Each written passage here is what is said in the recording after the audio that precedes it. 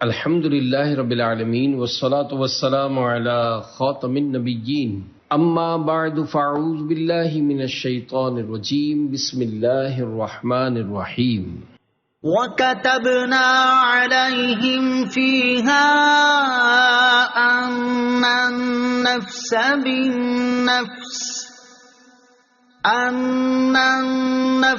بِالنَّفْسِ وَالْعَيْنَ بِالْعَيْنِ وَالْأَنفَ بِالْأَنفِ وَالْأُذُنَ بِالْأُذُنِ وَالسِّنَّ بِالسِّنِّ وَالْجُرُوحَ قِصَاصٌ فَمَن تَصَدَّقَ بِهِ فَهُوَ كَفَّارَةٌ لَهُ وَمَن لَّمْ يَحْكُم بِمَا أَنزَلَ اللَّهُ فَأُولَٰئِكَ هُمُ الظَّالِمُونَ۔ ترجمہ: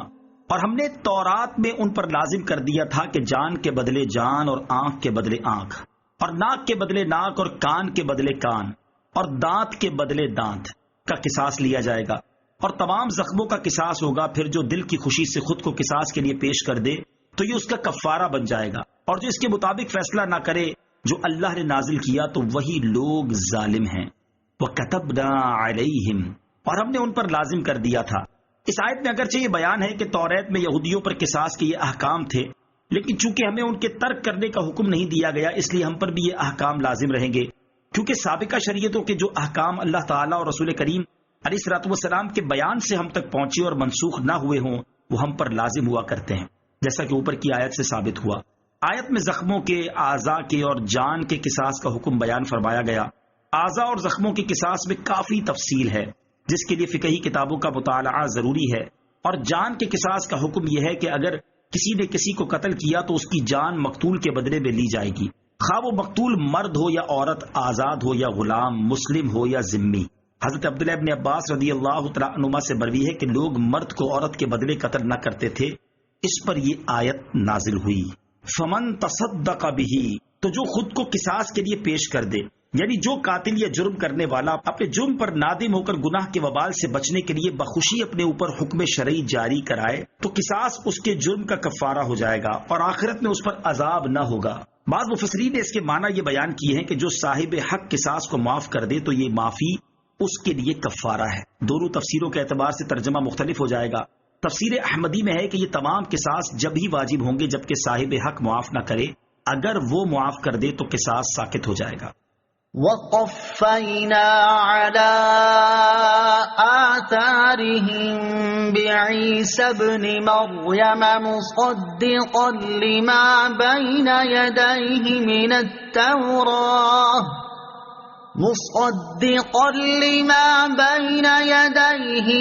التَّوْرَاةِ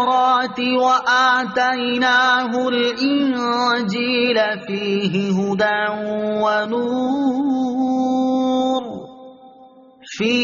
هُدًى وَنُورٌ وَمُصَدِّقًا لِّمَا بَيْنَ يَدَيْهِ مِنَ التَّوْرَاةِ وَهُدًى وَمَوْعِظَةً لِّلْمُتَّقِينَ۔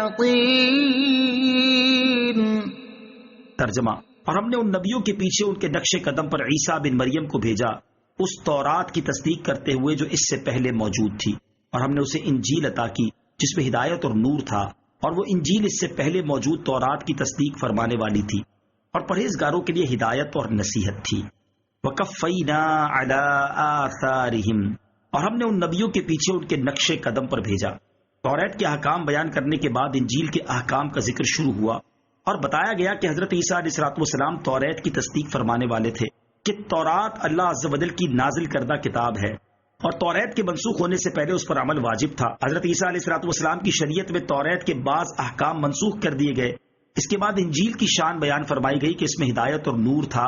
اور ہدایت اور نصیحت تھی۔ پہلی جگہ ہدایت سے مراد دلالت و جہالت سے بچانے کے لیے رہنمائی کرنا ہے، اور دوسری جگہ ہدایت سے سید الانبیاء حبیب کبریا صلی اللہ تعالی علیہ وسلم کی تشریف آوری کی بشارت مراد ہے، جو حضور علیہ الصلوۃ والسلام کی نبوت کی طرف لوگوں کی رہنمائی کا سبب ہے۔ وَلْيَحْكُمْ أَهْلُ الْإِنْجِيلِ بِمَا أَنزَلَ اللَّهُ فِيهِ وَمَنْ لَمْ يَحْكُمْ بِمَا أَنزَلَ اللَّهُ فَأُولَئِكَ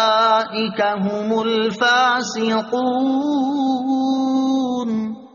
ترجمہ: اور انجیل والوں کو بھی اسی کے مطابق حکم کرنا چاہیے جو اللہ نے اس پہ نازل فرمایا ہے، اور جو اس کے مطابق فیصلہ نہ کرے جو اللہ نے نازل کیا تو وہی لوگ نافرمان ہیں۔ وَلْيَحْكُمْ أَهْلُ الْإِنْجِيلِ، اور انجیل والوں کو حکم کرنا چاہیے۔ اس آیت کا معنی یہ ہے کہ انجیل والوں کو بھی اسی کے مطابق حکم کرنا چاہیے جو اللہ عز و جل نے انجیل میں نازل فرمایا ہے، یعنی سید الانبیاء صلی اللہ تعالی علیہ وسلم پر ایمان لانا چاہیے، اور آپ علیہ الصلوۃ والسلام کی نبوت کی تصدیق کرنی چاہیے کیونکہ انجیل میں اسی کا حکم دیا گیا ہے۔ دوسرا معنی یہ ہے کہ جب ہم نے عیسائیوں کو انجیل عطا کی اس وقت ان کو یہ حکم دیا تھا کہ وہ ان احکام پر عمل کریں جو انجیل میں مذکور ہیں۔ انجیل پر عمل کرنے سے متعلق ایک اعتراض کا جواب: اگر یہ اعتراض کیا جائے کہ قرآن مجید کے نزول کے بعد انجیل پر عمل کرنے کے حکم کی کیا توجہ ہوگی تو اس کے چند جوابات ہیں۔ نمبر 1، انجیل میں تاجدار رسالت صلی اللہ تعالی علیہ وسلم کی نبوت کے جو دلائل موجود ہیں، اہل انجیل کو چاہیے کہ وہ ان دلائل کے مطابق ایمان لے آئیں۔ نمبر 2، اہل انجیل ان احکام پر عمل کریں جن کو قرآن نے منسوخ نہیں کیا۔ نمبر 3، انجیل کے احکام پر عمل کرنے سے مراد یہ ہے کہ انجیل میں تحریف نہ کریں جس طرح یہودیوں نے تورات میں تحریف کر دی تھی، لیکن تحقیق یہی ہے کہ یہ حکم اس وقت دیا گیا تھا جب اللہ تعالیٰ نے انجیل کو نازل کیا تھا، اور نزول قرآن کے بعد قرآن مجید کے علاوہ کسی آسمانی کتاب پر عمل جائز نہیں ہے، اور اسلام کے علاوہ کوئی اور دین مقبول نہیں ہے۔ صدق اللہ العظیم۔